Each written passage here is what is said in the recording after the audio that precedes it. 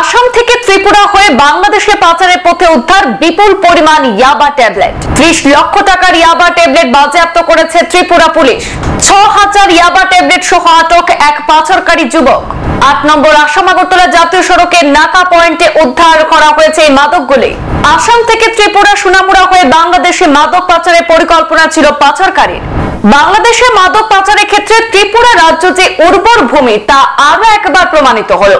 আসাম থেকে ত্রিপুরার বুক চিরে বাংলাদেশে পাচারের উদ্দেশ্যে নিয়ে যাওয়া 30 লক্ষ টাকার নেশাজাতীয় ইয়াবা ট্যাবলেট বাজেয়াপ্ত করলো ত্রিপুরা আসাম সীমান্ত লাগোয়া বাগবাসা থানার পুলিশ।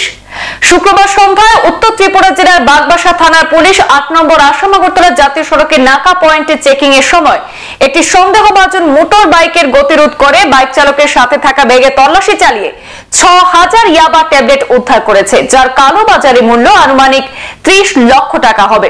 সেই সাথে আটক করা হয়েছে বাইক চালক ইদ্রিস মিয়ার পুত্র রাসেল মিয়াকে। ধৃতের বাড়ি সিপাহীজলা জেলার সোনামুড়ার মতিনগর এলাকায় বলে জানা যায়। পরে ধৃতকে থানায় নিয়ে গিয়ে জোর জিজ্ঞাসাবাদ শুরু করে পুলিশ। এদিকে এই ড্রাগস বিরোধী অভিযান সম্পর্কে বলতে গিয়ে বাগবাসা থানার অফিসার ইনচার্জ পার্থ দেব জানিয়েছেন, ইয়াবা ট্যাবলেটগুলি আসাম থেকে ত্রিপুরা সোনামুড়া নিয়ে যাচ্ছিল। পুলিশের জিজ্ঞাসাবাদে ধৃত নাকি স্বীকার করেছে যে ইয়াবা ব্যবসায়ী জানিয়েছে ইয়াবা ট্যাবলেটগুলি সে আসামের করিমগঞ্জ তথা বর্তমান শ্রীভূমি জেলা থেকে কিনে এনেছে এবং ত্রিপুরার বুক চিরে বাংলাদেশে পাচার করার ছক ছিল তার, এবং এ নিয়ে স্থানীয় থানায় এনডিপিএস ধারায় মামলা রুজু করে তদন্ত কার্য শুরু করেছে পুলিশ।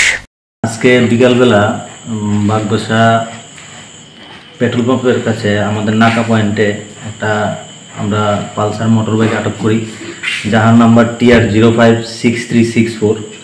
তখন বাইকের চালক ছিল এবং তার আচরণ যথেষ্ট সন্দেহ হওয়ায় আমরা তাকে চেক করি। তার পিঠে তখন একটা পিট্টু ব্যাগ ছিল।